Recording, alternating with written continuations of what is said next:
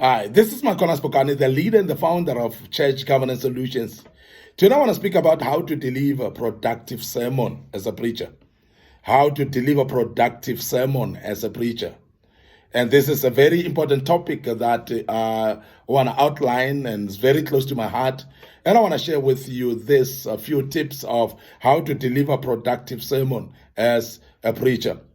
The first point that I want to come up to today, just to deal with this topic, is ensure you have notes of your sermon to keep on track with whatever you do. So it's very, very important that you have notes, write notes as you prepare, because it's very, very important that you prepare a sermon in advance. You sit down, put up time aside, and make sure that you write down the notes and put up the preparation that is necessary. Now, on your preparations as well, beside the notes, it will include prayer, it will include meditating upon the word, but it is very, very important that you compile your scriptures together and put them together and read them in advance, and therefore make sure that then you put up some notes, and therefore you are actually writing notes that will keep you on track. Now, when you go to minister, while we speak about notes, you're going to use the notes because they will align you to the direction that you want to take. Because the problem is that when you don't put up notes, and most of the time then you become all over the place. And you'll speak about what comes to your mind at that particular time. You'll speak about what crosses your mind. And you end up being all over the place and not focusing on the actual sermon of the day. So therefore, ensuring that you've got notes of your sermon, it will actually help you to keep track and to be able to be in line with that which you want to deliver. That's very, very important. Secondly, use very simple language. And the language should be common to the audience. And I want to emphasize this one as well, because you go into different places where you're going to minister. Find out what the language of the people are. And if it's in your own church, you should be knowing that already. You should be knowing the common language within the community.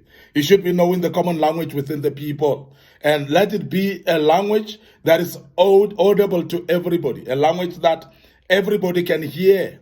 Now, this is very important because if you are going to preach or conduct a sermon in a language that people may not hear, you're going to miss them. Because when we talk about productive sermon, a productive sermon speaks to the recipient as well. That the recipients may be able to hear and absorb the message or the sermon and be able to utilize it. Because otherwise we cannot claim a sermon is productive until the recipient receives it well. And they cannot receive the sermon until it is delivered in the language common to them. Now, I want to emphasize that. Many times we become very bombastic as preachers, where we come with words that are actually ununderstandable by a common or ordinary young Christian who got born again yesterday. So we come up with very big terms, like words that they don't understand, conviction, for instance, which is a very powerful word. We need to decode it a little bit if you're speaking to people so that people can understand that this conviction, what does it mean? Convocation, those are type of words that we bring, and we as we speak on the pulpit, as you speak and giving a sermon, those are different difficult words. And some of the ministers would actually bring also Hebrew and Greek words and so on, and not decode them either, not explain them either, because if you don't explain them, remember that you might be sitting amongst people that don't even understand Greek at all. They don't understand Hebrew at all. So if you don't decode those words, you are therefore preaching or ministering in a strange language that they may not understand. And if they don't understand, then it becomes useless for them. This is very important that we emphasize that bombastic language, religious language that may make people not to understand. So please decode it a little bit. Explain some words that you think that they are far above. I mean, even words like salvation, for some people, may not even understand what salvation is. And therefore, explain righteousness, holiness, all those type of words, they may not be understood by people. But also when we speak about the language common to the people, we speak about the real language, whereby you're not going to minister in a foreign language in a place where people cannot understand and yet don't have an interpreter. So that's very key, that you hearken unto that. So you're not going to come to a village of people that have never heard English before, minister in English, there's no interpreter, and you hope that they can hear. And sometimes people are ignorant, they say, no, the Holy Spirit will explain to them, the Holy Spirit will translate to them. Come on, preacher man, the Holy Spirit is not going to translate to them. So please preach in the language that is common to the people. Preach in the language that people can hear. Preach in the language that people can understand. So therefore, if you cannot therefore get an interpreter, that's very important. Don't be ignorant and say the Holy Spirit will decode the message and the Holy Spirit will interpret for them. It's not going to happen that way. So please don't be ignorant, Mr. Preacher.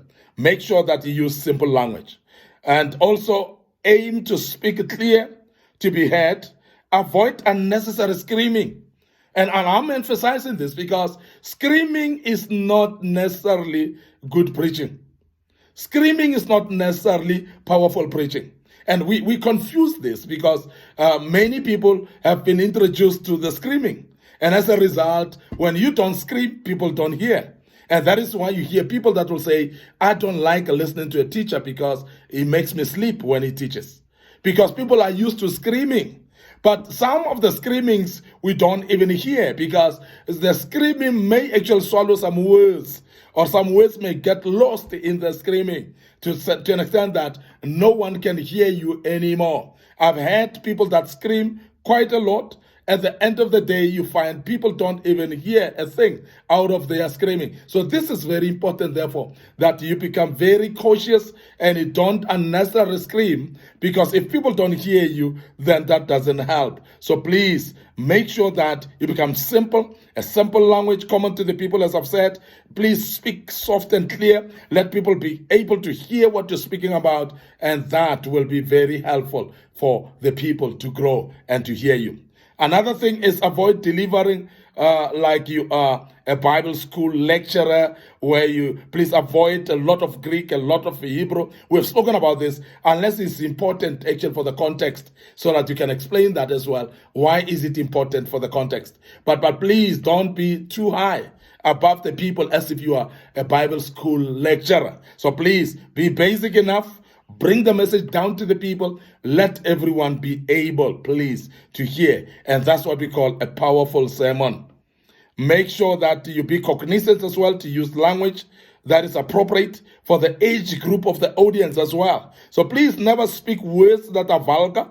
Please never speak words that are meant for couples meeting, actually, in a normal church service. Because why I'm saying that is because there are those preachers that will say any word without filtering. So please have filters as you minister. Have filters in your sermon. Be cognizant of who is your audience and address the audience at the language that is at their level. And make sure that you're aware that there's a mixture of ages of people, so that when you deliver the sermon to them, there must be those things that you filter and say, this I cannot say in the midst of kids, for instance. This I cannot say in the midst of adults, for instance. So that must be actually filtered in advance and be able to make sure that you don't actually insult people. You don't say words that are not supposed to be said.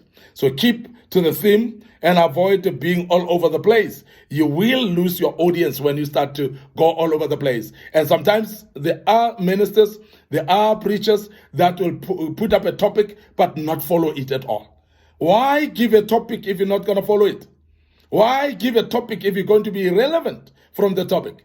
Why give a topic if you're going to be off track? Because you're therefore sticking people and pinning them down to a topic or a theme, but yet you're not following the theme. So therefore that becomes so inappropriate, and that confuses the people even more. Rather, don't give a topic. Let people therefore just grapple with what you are saying and pick up some important things from that and chuck out those that are not important. But when you put up a theme, please align yourself to the theme and make sure that you follow it to the latter, so that people can actually listen to you with the ears of listening towards the track of that theme, because that will guide them and it will facilitate their understanding.